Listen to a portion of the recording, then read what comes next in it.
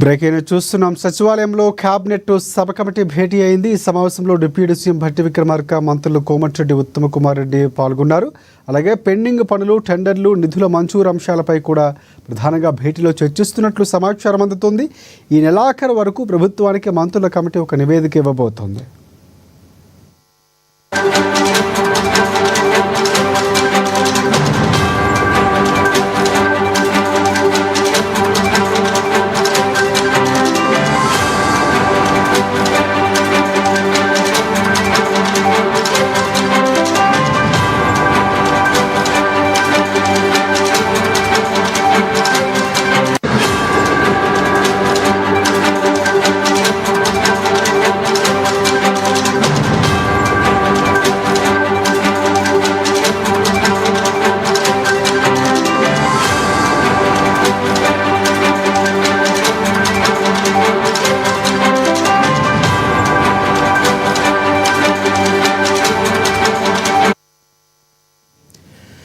Right, సచివాలయంలో cabinet sub committee భేటీ జరుగుతోంది. ఇక ఈ భేటీలో ప్రధానంగా డిప్యూటీ సీఎం భట్టి విక్రమార్క, మంత్రులు కోమటిరెడ్డి రాజగోపాల్ రెడ్డి, ఉత్తమ్ కుమార్ రెడ్డిలు పాల్గొన్నారు. పలు పెండింగ్ పనులు, టెండర్లు, నిధుల మంజూరు అంశాలపై భేటీలో చర్చించే అవకాశం కనిపిస్తోంది.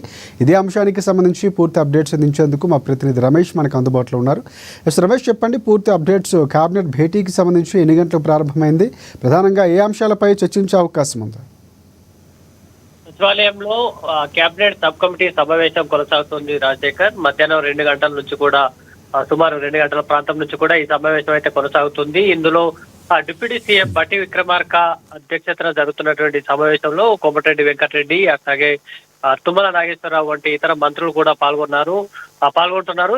దీనిపై సంబంధించి ప్రభుత్వ పథకాలు, ఇప్పటికే అమలు చేస్తున్నటువంటి ప్రభుత్వ పథకాలు, సంక్షేమ పథకాలకు సంబంధించి రివ్యూ కొనసాగుతుంది. ముఖ్యంగా రానున్న స్థానిక సంస్థల ఎన్నికల నేపథ్యంలో ఇటు లబ్ధిదారులకు సంబంధించి కొంత జాప్యం జరుగుతుంది. ఎవరైతే ఇందిరా మిల్లు కానీ ఇతర పథకాలకు సంబంధించినటువంటి లబ్ధిదారుల ఎంపికలో కొంత రాజకీయ జోక్యం పెరుగుతుంది. అట్లాగే నిజమైన లబ్ధిదారులకు అందడం లేదు అనే ఆరోపణలు అయితే వస్తున్నాయి. ముఖ్యంగా ప్రతిపక్ష పార్టీల నుంచి ఈ ఆరోపణలు వస్తున్న నేపథ్యంలో వీటిని ఎట్లా కంక్లూడ్ చేయాలి, ఆ సమస్యలను ఎట్లా పరిష్కరించాలి, సేమ్ టైం రాజకీయ పార్టీలకు కూడా సమాధానం ఏ విధంగా చెప్పాలి అనే అంశంపై కూడా ఆ కేబినెట్ సమావేశంలో చర్చిస్తున్నారు. అట్లాగే రైతు బంధు, అట్లాగే రైతు భరోసాకు సంబంధించి స్కీమ్ అమలుకు సంబంధించి ఇప్పటికే 9 ఎకరాల వరకు ఉన్నటువంటి రైతులకు కూడా విడతల వారీగా రైతు భరోసా జమ చేయడం జరిగింది. ఈ నేపథ్యంలో కొన్ని చోట్ల కొందరికి రైతు భరోసా అకౌంట్లలో పడలేదు. కానీ దానికి ఎట్లాంటి టెక్నికల్ రీజన్స్ ఉన్నాయి,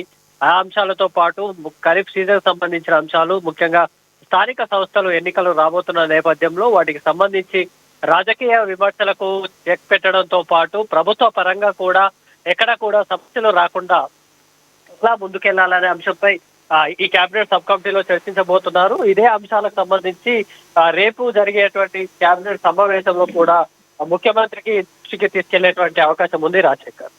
రైట్, అంటే ఈ మంత్రుల కమిటీకి సంబంధించి నివేదిక ఇవ్వబోతుంది. అంటే ప్రధానంగా నివేదిక ఆధారంగా ఎలాంటి నిర్ణయాలు తీసుకోబోతున్నారు? ఎందుకంటే చాలా కీలకంగా ప్రభుత్వం స్థానిక సంస్థల ఎన్నికలు, అంటే స్థానికంగా చేయాల్సినటువంటి చాలా పనులకు సంబంధించి పెండింగ్లు ఉన్నాయన్నటువంటి నేపథ్యం కనిపిస్తుంది.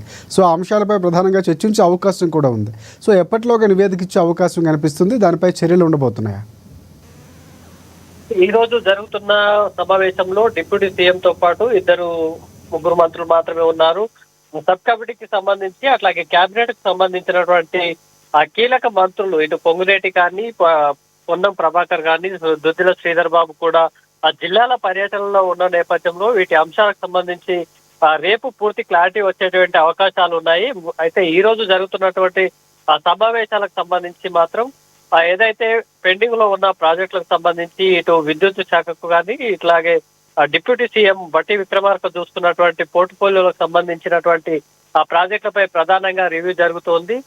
ముఖ్యంగా ఇరిగేషన్ ప్రాజెక్టులకు సంబంధించి రాష్ట్ర స్థాయిలో చర్చ కూడా జరుగుతూ ఉంది. దాంతో పాటు పెండింగ్ లో ఉన్న ఇరిగేషన్ ప్రాజెక్టులు, దాంతో పాటు విద్యుత్ డిపార్ట్మెంట్ కు సంబంధించినటువంటి పెండింగ్ ప్రాజెక్టులు, ఖర్చులు, ఇట్లాంటి అంశాలపై రివ్యూ కొనసాగుతుంది. సేమ్ టైం రైతులకు సంబంధించిన అంశాలపై కూడా చర్చ కొనసాగుతోంది Rajasekhar. Right, thanks for updates Ramesh.